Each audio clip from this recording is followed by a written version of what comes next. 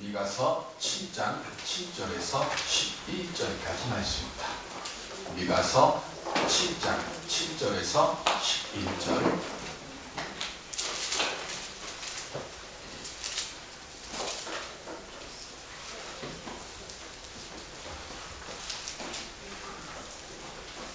구약성경 1296쪽. 오직 나는 여호와를 우러러보며 나를 구원하시는 하나님을 바라보나니 나의 하나님이 나에게 귀를 기울이시리로다. 나의 제전이여 나로 말미암아 기뻐하지 말지어다. 나는 엎드러질지라도 일어날 것이요 어두운 데에 앉을지라도 여호와께서 나의 빛이 되실 것이니로다. 내가 여호와께 범죄하였으니 그의 진노를 당하려니와 마침내 주께서 나를 위하여 논쟁하시고 심판하시며 주께서 나를 인도하사 광명에 이르게 하시리니 내가 그의 공의를 보리로다. 나의 대적이 그것을 보고 부러워하느니 그는 전에 내게 말하기를 내 하나님 여호와가 어디 있느냐 하던 자라. 그가 거리에 진흙같이 밟히니 그것을 내가 보리로다. 내 성벽을 건축하는 날 곧 그 날에는 지경이 넓혀질 것이라. 아멘. 자, 우리 옆에 분들과 함께 평화 인사를 나누시기 바랍니다. 주님께서 말씀하십니다. 반드시 성공하실 것입니다. 반드시 성공하실 것입니다. 고 하영조 목사님이 연예인교회라고 처음에는 이름을 지었죠. 지금은 예능교회로 바뀌었는데 그 연예인교회에서 목회할 때 있었던 일입니다. 아마 아시는 분들이 많으실 거예요. 워낙 유명한 일하니까. 오후 예배 때 성경 공부를 하고 있었는데 동정녀 마리아를 통해서 예수님께서 이 땅에 태어나신 이야기입니다.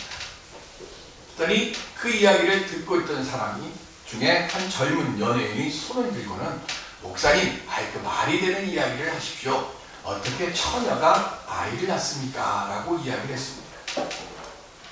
그러면서 하는 이야기가 예수님께서 이상하게 태어났다는 얘기를 하지 마시고 예수님께서 좋은 일 많이 하시지 않았습니까? 그 이야기나 해주시죠. 라고 얘기를 했습니다. 여러분들, 기독교 신앙의 시작과 끝이 뭡니까? 전능하사 천지를 만드신 하나님 아버지를 내가 믿는 것이고 그 아드님이신 예수께서 누구를 통해서요? 동정녀 마리아를 통해서 무엇으로요? 성령으로 잉태하시는. 이게 우리 기독교 시작입니다. 그러니까 성령으로 잉태하신 것을 믿지 못하면 그 다음의 이야기는 아무리 많이 들어도 믿음이 되지 못하는 겁니다. 그리고 우리를 위해서 죽는 가운데서 장사한 지 3일 만에 다시 살아나신다.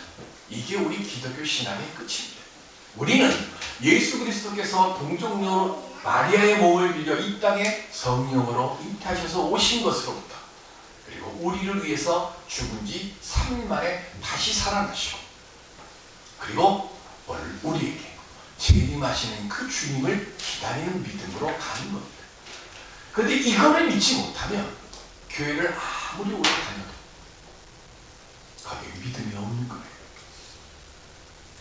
그래서 하영조 목사님이 이거를 설명하려고 아무리 애를 쓰는데 여러분들 믿음은요 이해되는 게 아닙니다.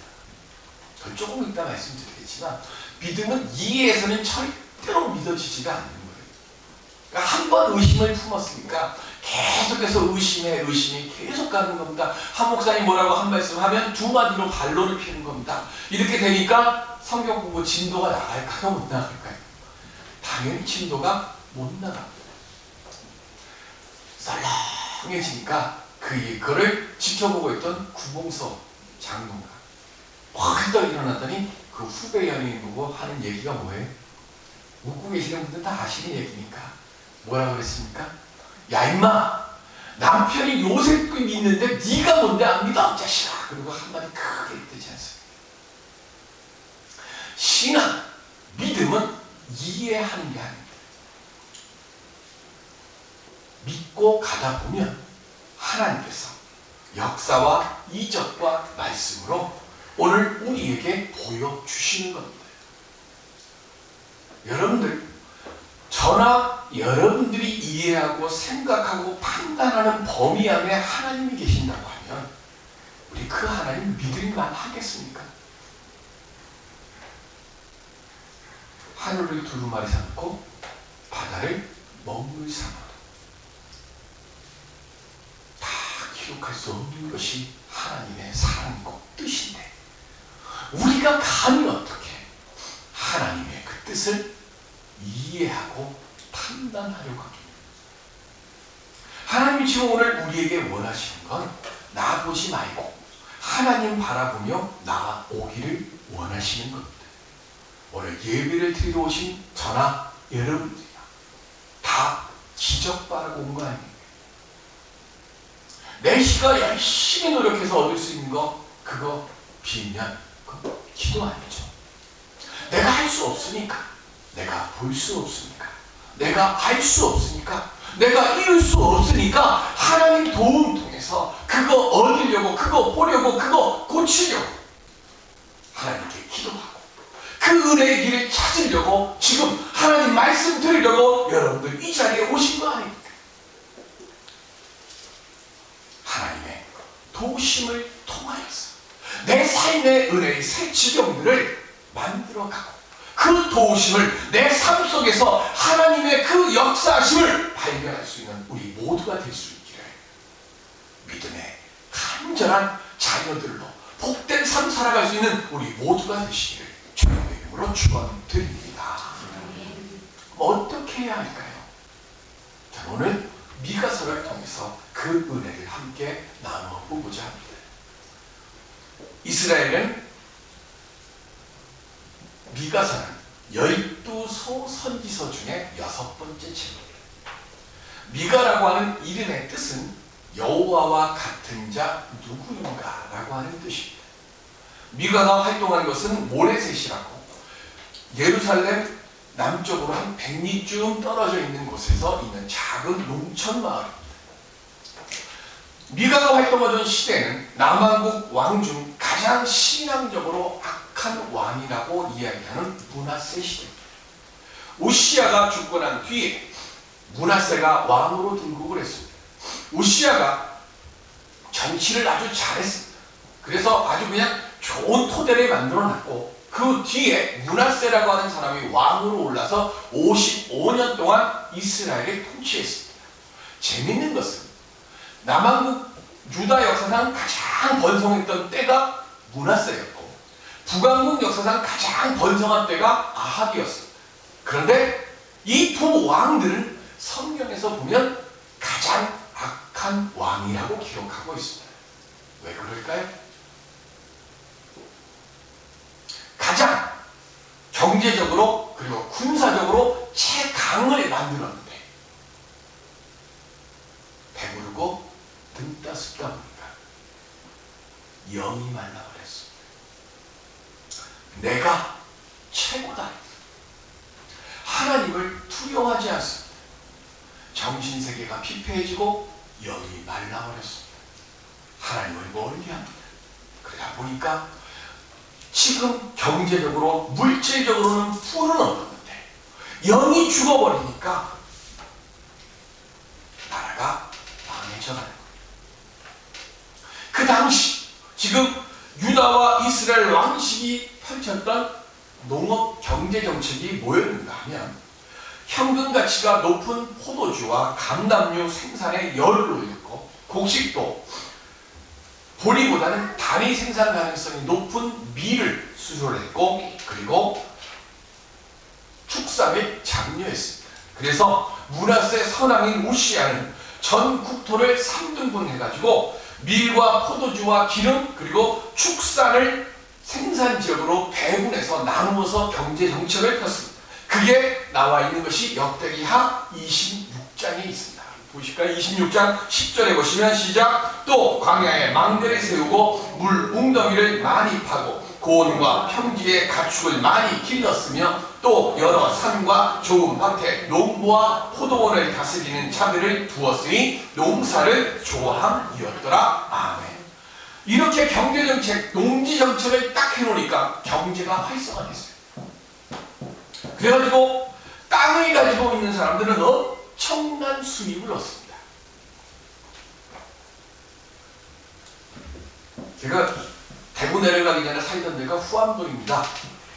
후암동 바로 뒷동산이 뭐냐면 지금 우리 우이동의 뒷동산은 어디입니까? 대군대죠. 인수봉 대군대. 여기 지금 4년이나 돼가는데 여기 오기 전에는 한 50분 올라갔었는데 여기 와서 아직 한 번도 못 갔습니다. 내가 왜 이러는지 모르겠는데.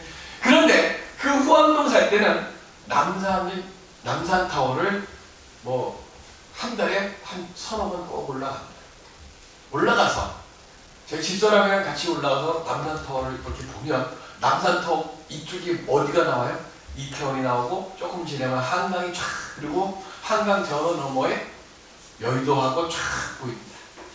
그러면서 둘이 하는 얘기가 뭔가 하면, 야, 저렇게 많은 집 저렇게 넓은 땅에 참 내 이름으로 든 꼬챙이 하나 세워놓을 곳이 없네. 그 얘기합니다. 지금만 그렇습니까? 3,000년 전에도 똑같습니다. 땅을 가진 사람, 이렇게 경제정책을 하면 부를 얻는데, 문제는 그 당시에도 논 한마디기 없는 사람들이 부지기수인데, 문제는 가진 사람은 더 많이 가는데, 요즘 그래도 고마운 일이 생겼어요. 명품 코너에서도 세일을 한답니다. 이건 대한민국 역사는 처음 있는 일이라고 하는데, 이제 부자들도 조금 양심이 조금 땡기는 모양이죠. 네? 명품은 안 사는 모양입니다. 그러니까 세일을 한대요. 세일을 해도 1,000만원짜리 가방 세일 해봐야 얼마 하겠습니까?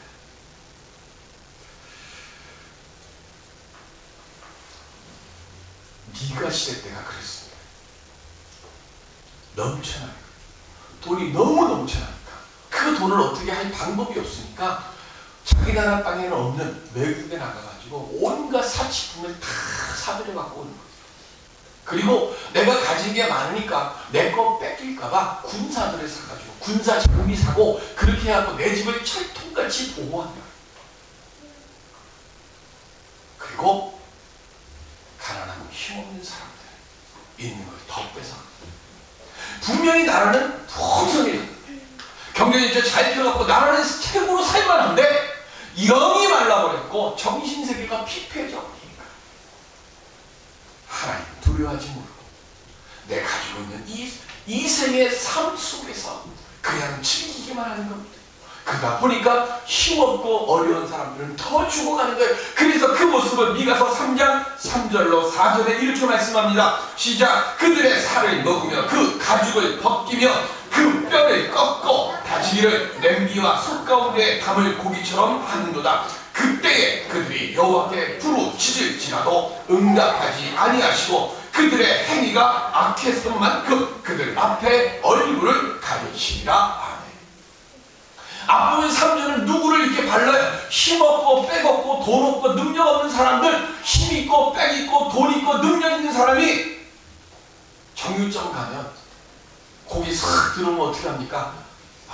독산동 가가지고 한번 봤는데 번개같이 하더라. 뼈만 쫙 넘겨놓고 샥샥샥 해가지고 그걸 탁 남겨. 그렇게 만든다. 그러면 솥에다 집어넣고 설렁탕 끓이듯이 팍 고아버립니다. 그러면서 자기들은 그걸 즐기는 겁니다. 그런데 그 즐기는 그 사람들이 오늘 미가가 말합니다. 너희들이 심판받을 때가 있는데 그때에 너희들이 아무리 울부짖어도 하나님께서 그 소리에 귀 기울이시지 아니하십니다. 나라의 산업을 위한 그 정책으로 인해서 분명히 나라의 경제는 풍성해졌고 부강해졌는데 부의 편중으로 인해 고통받는 사람들이 더 많아졌고 그들의 앞으로 나 몰라라 하는 이들을 오늘 미가는 하나님의 진노의 말씀을 선포합니다. 그것을 가장 그냥 잘 나타낸 게 6장과 7장입니다. 유대사에 대한 부패의 모습을 쫙 기록하는데 7장 2절에 보실까요? 시작. 경건한 자가 세상에서 끊어졌고 정직한 자가 사람들 가운데 없도다. 무리가 다 피를 흘리려고 매복하며 각기 그물로 형제를 잡으려 하고 경건하고 정직한 사람은 없고 믿음과 도덕은 백성들 가운데 사라지고 없습니다. 인간의 탐욕과 적대감만 넘쳐나는 세상이 되고 말았습니다. 오늘 우리의 모습이 어떨까요? 인사청문회 할 때마다 짜증나죠. 여기서 그런 얘기 하면 뭐 하겠습니까? 어떻게 그렇게 정직한 사람 지도층에 하나도 없는지. 지도층들은 오직 자신의 복을 축적하는 데 혈안이 되어 있고, 가난한 백성들은 일을 해도 소망이 없으니 스스로 파멸의 자리에 이르는 모습만 가지고 있습니다. 어느 누구도 믿을 수 없고 4절, 5절, 6절에 가정은 깨졌고요. 부부와 부부 사이에 깨지고 부모, 자식 간의 원수가 되고 형제가 서로 이간질하고 이 모습이 지금 쫙 나와 있어요. 어느 곳에서도 위로받지 못할 최악의 자리에 이릅니다. 이런 세상에서 우리는 어떻게 해야 합니까? 이렇게까지만 딱 끝나면 성경이 아니죠. 이렇게 얘기를 합니다. 1장서부터 7장 6절까지 이 땅이 이렇게 썩었다라고 이야기하더니 7절부터 새로운 말씀이 시작합니다. 7절에 뭐라고 그럽니까? 시작! 오직 나는 여호와를 우러러보며 나를 구원하시는 하나님을 바라보나니 나의 하나님이 나에게 귀를 기울이시리로다. 아멘. 절망의 자리에 있을수록 우리가 해야 할 것이 뭡니까? 더욱더 하나님 앞에 나아가는 겁니다. 요한복음 6장 5절에 보시면 시작! 예수께서 눈을 들어 큰 무리가 자기에게로 오는 것을 보시고 빌립에게 이르시되 우리가 어디서 떡을 사서 이 사람들을 먹이겠느냐 하시고 아멘. 오병이어의 얘기입니다. 하나님은 하나님 앞에 나아오는 우리의 모습을 보시고 우리에게 필요한 것을 채워주는 것을 기뻐하시는 분이십니다. 예수님에게 무리들이 옵니다. 배고프다 말 안 했습니다. 마음이 아프다고 슬프다고 말 안 했습니다. 그냥 예수님께서 당신에게 오는 그 무리들을 보시고 당신의 마음이 아파요. 저들에게 먹을 것을 주자고, 저들을 고쳐주자고, 저들을 위로하자고 예수님이 먼저 말씀하십니다. 오병이의 역사는 백성들이 원해서 이루신 것이 아니라 예수님께서 먼저 아시고 베풀어 주신 것입니다. 그러므로 우리는 지금 이 시간 하나님 앞에 내가 어떤 모습이든 어떤 아픔이 있든 나와 오기만 하면 되는 겁니다. 왜요? 본문 9절에 이렇게 말씀하십니다. 시작! 내가 여호와께 범죄하였으니 그의 진노를 당하려니와 마침내 주께서 나를 위하여 논쟁하시고 심판하시며 주께서 나를 인도하사 광야에 이르게 하시리니 내가 그의 공의를 보리로다. 아멘.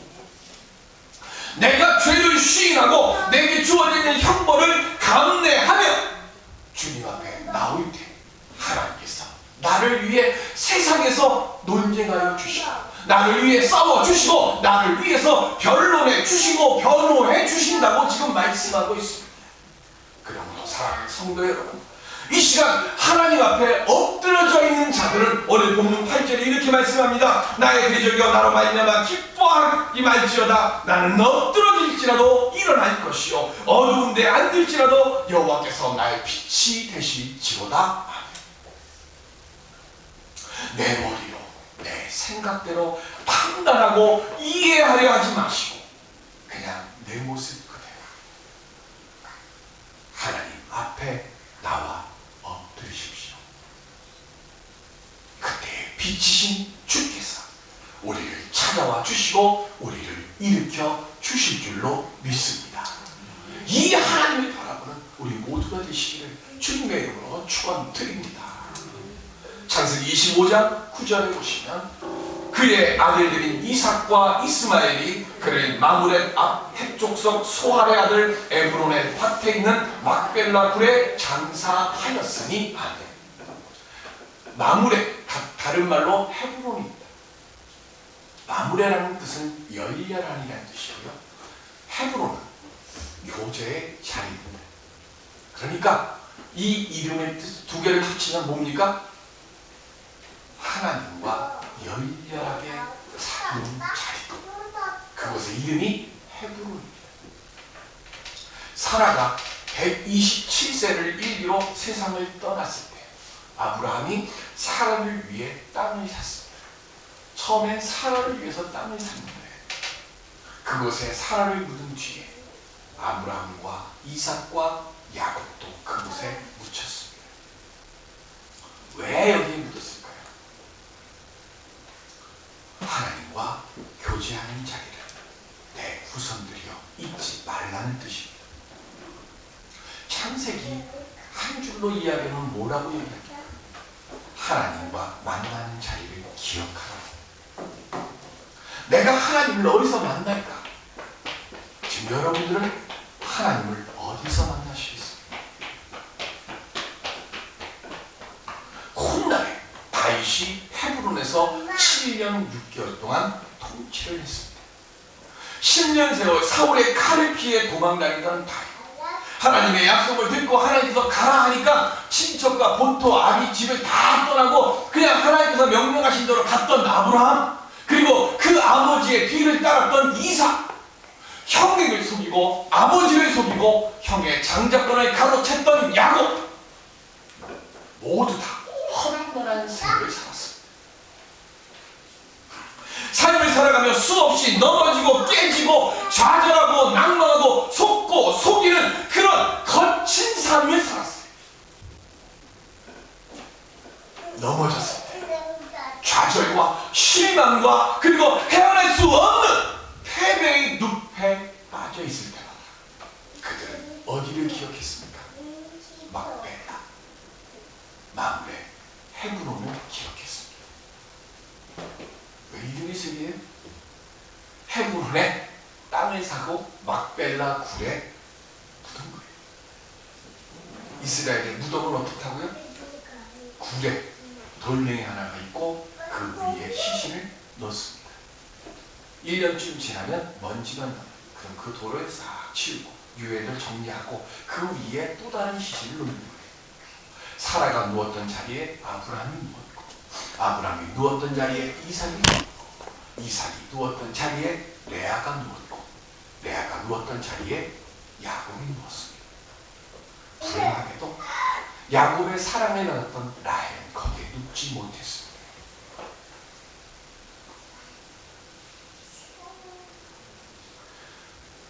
좌절과 낭만과 패배와 실망의 자리에 있을 때마다 저나 여러분들이나 마무레 헤브론을 기억해야 합니다.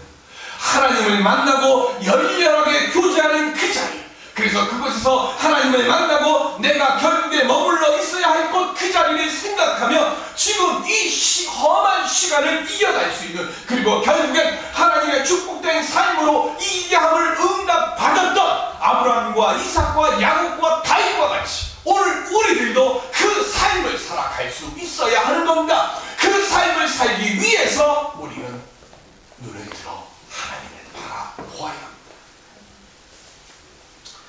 하나님께서 오늘 우리를 말씀하십니다. 삶이 너무 힘들고 아프고 헤어날 수 없을 것 같은 슬픔의 자리에 있느냐? 그럼 미가처럼 그곳에서 눈을 들어 나를 바라보라. 그럼 내가 너를 일으켜 세워줄 것이다. 오늘 우리가 예배를 드리고 있는 이 우이도 만남의 교회, 이곳이 우리의 헤브론이 되도록 하나님께서 허락하여 주시고 축복하여 주신 줄로 믿습니다. 약복강을 건넜던, 그리고 삶의 상처를 안고 오늘 내 새로운 축복의 헤브론으로 향하여 나아갈 수 있는 우리 모두가 되시기를 바랍니다. 세상 원망하지 말고 내가 할 수 있는 일에 최선을 다하며 하나님을 바라보며 믿음의 걸음을 신실되게 옮기시기 바랍니다. 그때에 하나님께서 반드시 내 부끄러움은 덮어주시고 우리의 눈물은 닦아주시고 상처난 그 심령은 고쳐 붙여주시며 내 절망과 낙심의 자리에서 일어나도록 인도하여 주실 줄로 믿습니다. 사순절기를 지나고 있습니다. 오늘 이 사순절을 지나며 부활의 소망을 바라보며 일어서고 또 일어서서 빛 대신 주님의 그 안에 거하며 승리의 노래를 부를 수 있는 우리 모두가 되시기를 주님의 이름으로 축원드립니다. 기도하시겠습니다. 하나님 감사합니다. 주님을 알게 하셨고 주님을 만나기를 소망하는, 주님을 바라볼 수 있는 들을 귀를 열어주셨음을 감사합니다. 하나님 이제는 행하게 하여